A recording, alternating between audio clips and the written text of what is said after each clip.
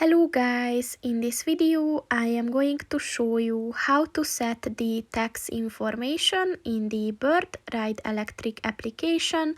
But first I just want to mention, don't forget to subscribe to my channel, because at 10,000 subscribers I am going to show you my whole YouTube revenue statistics and growth strategy, as well as how to make money online.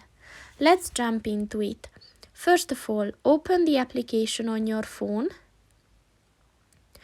and then click on the two lines at the top of the page on the left, and then click on the settings button, and then scroll down, and at the legal section click on the tax information button.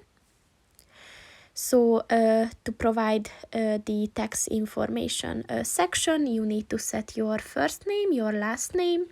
You have to type your company's name, your tax ID in order to tax report.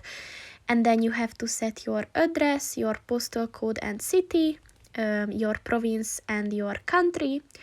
And once you type that in, just click on the save button, and it is updated.